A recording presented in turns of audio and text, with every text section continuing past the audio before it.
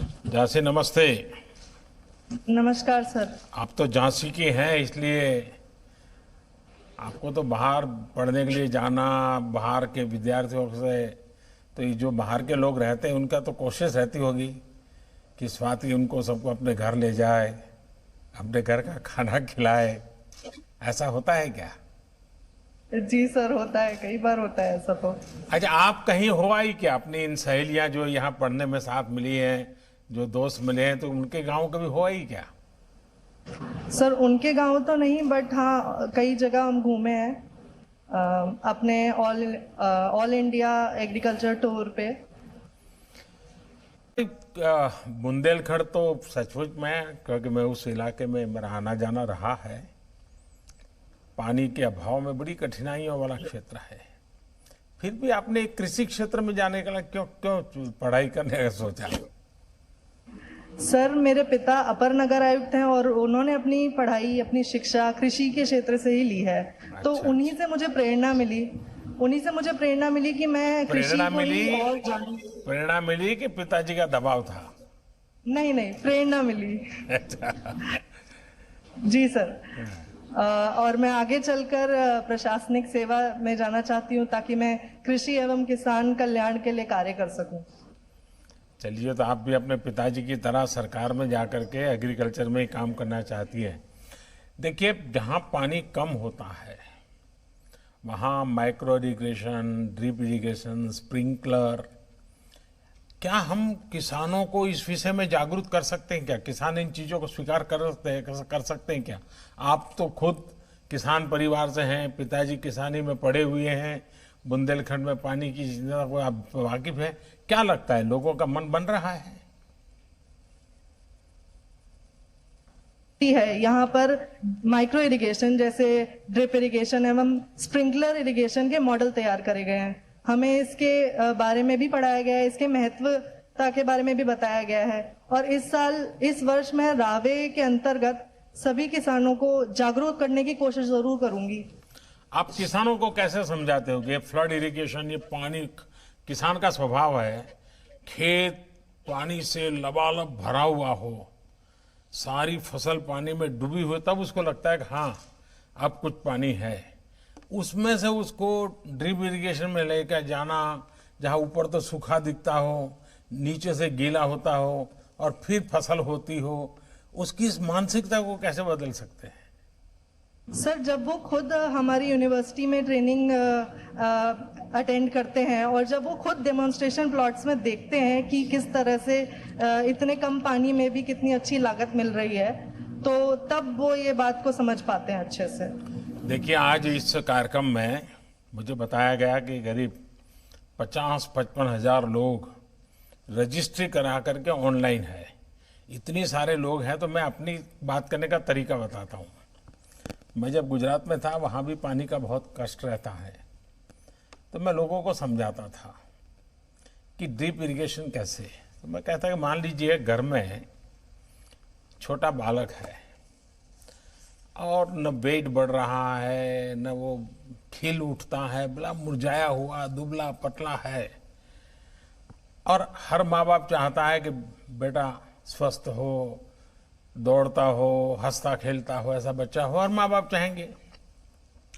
लेकिन अगर कोई माँ बाप डेली बाल्टी भर दूध ला करके उसमें बादाम, पिस्ता, केसर सब चीजें डाल करके उस दूध से उसको नहला दे, तो उसका स्वास्थ्य ठीक होगा क्या? वो तंदुरुस्त होगा क्या? होगा क्या स्वाति? नो सर, नहीं होगा। लेकिन अगर समझदारी से एक एक चम्मच थोड़ा थोड़ा दूध पिला दे, तो कुछ महीनों के बाद बदलाव आएगा कि नहीं आएगा? तो जैसे बालक को दूध से नहलाने से स्वस्थ नहीं होता है, एक एक चम्मच दूध पिलाने से बदलाव की संभावना बनती है, ये फसल का भी ऐसा ही है। पानी से पूरा भर देने से जितना फायदा होता है, उससे ज्यादा बूंद बूंद पानी अगर उसके मिलती है तो फसल बहुत बढ़िया बनती है।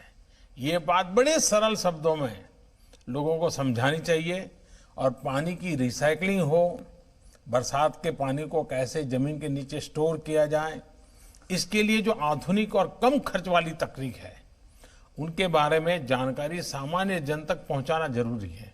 अगर आप इजराइल के वेबसाइटें देखेंगे वहां के एग्रीकल्चर की, बुंदेलखंड को वहां के कई मॉडल काम आ सकते हैं। तो मैं चाहूंगा कि आप पढ़ लिख करके इसी इलाके में कृषि क्षेत्र में काम करने जा रही हो तो जरूर आपका ज्ञान और आपका अनुभव और आपके पिताजी के आशीर्वाद जरूर इस क्षेत्र के किसानों की स्थिति को बदलेंगे, कृषि की स्थिति को बदलेंगे। मेरी बहुत शुभकामनाएं हैं सर।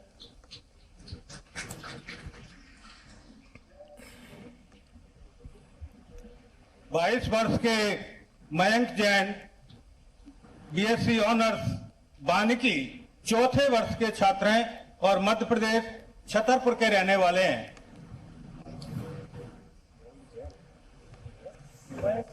नमस्ते मयंक।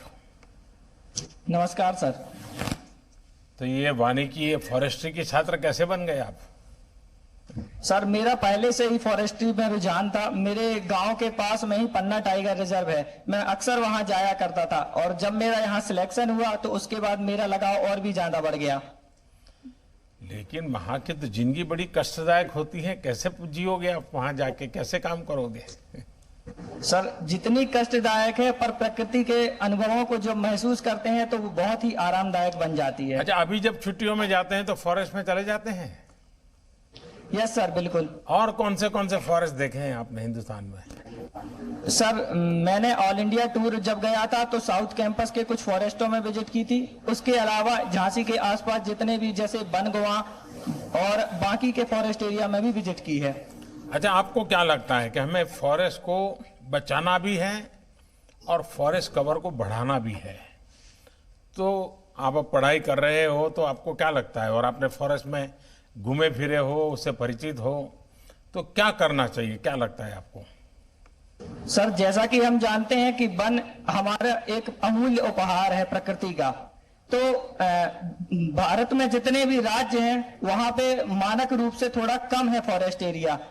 इसके लिए हम अधिक से अधिक वृक्षारोपण कर, वन महोत्सव के प्रोग्राम और हर मेड़ पर पेड़ की नीति को अपनाकर इसके फॉरेस्ट कवर को बढ़ा सकते हैं। इसके अलावा जो भारत में डिग्रेडेड लैंड है वहां पे अधिक से अधिक पौधों का लगाकर हम इसको बढ़ावा दे सकते हैं। आज दुनिया में बहुत बड़ी फॉरेस्ट में आग की घटनाएं दुनिया के समृद्ध से समृद्ध देशों को भी हिला देती है। तो फॉरेस्ट की रचना में पहले से ही आग फैलने की स्थिति को रोकना, कुछ मान लीजिए 1 स्क्वायर किलोमीटर का फॉरेस्ट हो, फिर बीच में कुछ ऐसी स्थिति हो कि आग आगे पीछे फैले नहीं, इसकी वजह से व्यवस्था हो, इस पर कुछ काम हो सकता है क्या?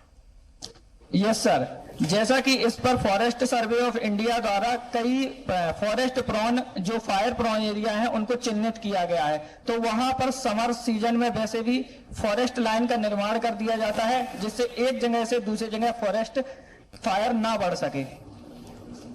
देखिए मयंक जी, आपने बहुत ही अच्छा क्षेत्र लिया है और मुझे लगता है कि दुनिया जो आज क्लाइमेट चेंज को लेकर के परेशान है, एनवायरनमेंट के विषय में कॉन्शियसनेस आ रहा है, जितना महत्व ऑर्गेनिक फार्मिंग का बढ़ रहा है उससे भी ज़्यादा महत्व फॉरेस्ट कवर को बढ़ाने के लिए हो रहा है।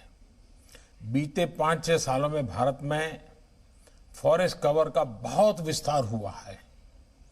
इसी तरह बायोडायवर्सिटी के क्षेत्र में भी, चाहे वो टाइगर्स की आबादी हो, हाथियों की आबादी हो, भारत ने बहुत अच्छा प्रदर्शन किया है और दुनिया उसको नोटिस भी कर रही है। और आपने देखा होगा इस बार मैंने 15 अगस्त को घोषित किया है डॉल्फिन को लेकर के, उसी प्रकार से मिशन लायन इसको भी शुरू कर रहे हैं, क्योंकि हमारी बायोडायवर्सिटी का भी संरक्षण भी हो और विस्तार भी हो और उसमें क्वालिटेटिवली भी लगातार बदलाव आता जाए, उसकी व्यवस्थाओं में भी बदलाव आए, उस दिशा में काम कर रहे हैं।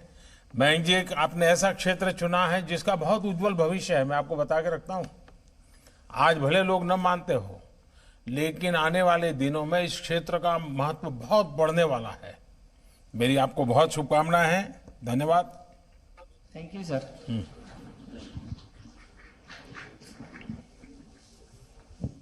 22 वर्ष के टोनी मनोज कुमार नंदी पामू आंध्र प्रदेश के कृष्णा जिले के रहने वाले हैं। यहाँ पर यह एमएससी एजी सत्य विज्ञान दूसरे वर्ष के छात्र हैं। नमस्कार। नमस्ते, क्या शुभ नाम आपका? Tony Manoj Kumar sir. नहीं, टोनी नाम है या मनोज कुमार नाम है? सर मेरा पहला नाम टोनी है सर, टोनी आप मनोज। टोनी गारू है? Yes sir. ये आपने लोगों के यहाँ सिखाया कि नहीं सिखाया झांसी में कि गारू क्या होता है? सिखाते हैं सर। आज इस मौके में आपको बताना चाहता हूँ, आज राष्ट्रीय तेलुगु भाषा दिवस है सर। इसकी दौर पर आपको तेलुगु में बोलना चाहता हूँ। जरूर बोलिए, मुझे अच्छा लगेगा। गौरवनीय प्रधानमंत्री गारू नमस्कारम सर। नमस्कारम। नमस्कारम।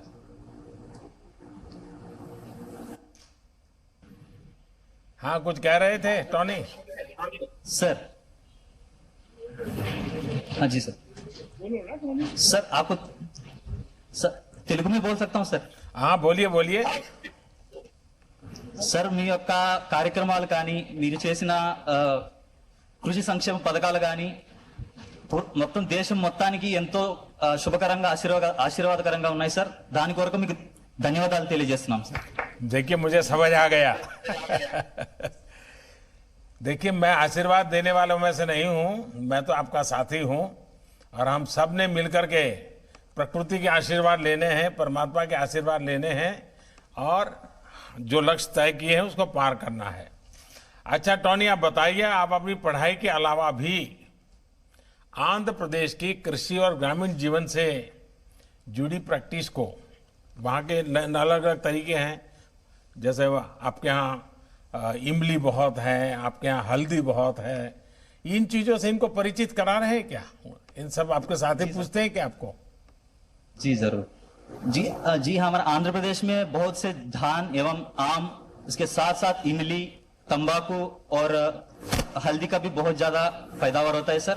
इसको मेरे दोस्तों, मेरे साथियों के साथ बहुत शेयर करते हैं और चर्चा भी करते हैं। और मेरा सौभाग्य ये है कि इस केंद्रीय कृषि विश्वविद्यालय में 22 राज्यों का छात्र है सर। उन सब लोगों को मिलके उनके साथ चर्चा करने से मुझे बहुत अच्छा मौका मिला है सर। इसके लिए मैं बहुत इस यूनिवर्सिटी को बहुत धन्यवाद बताना चाहता हूं सर। और इसके साथ झांसी के क्षेत्र के अनुकूल, हम यहाँ इस झांसी के क्षेत्र के अनुकूल चने के संरक्षित खेती यानी कंजर्वेशन एग्रीकल्चर पे काम किया है सर हमारे मास्टर्स डिग्री में। इसमें 3 सिद्धांत होता है सर। पहला है कम से कम जुताई करना खेती में, और दूसरी है फसलों का चक्कर फॉलो करना, और तीसरी है हमारी जो फसल का अवशेष है वो खेती पे इससे रहने देना या कि बिछा देना। इससे यह होता है कि मृदा के सेहत के साथ साथ मोस्टली प्रोडक्शन एंड प्रोडक्टिविटी पे बहुत इफेक्ट पड़ा है सर। ये तो हमने हमारा मास्टर्स के थीसिस से भी ये इफेक्ट निकला है सर इससे। टोनी, आपको मालूम है ऑस्ट्रेलिया की एक यूनिवर्सिटी के साथ हम लोग 2 क्षेत्रों में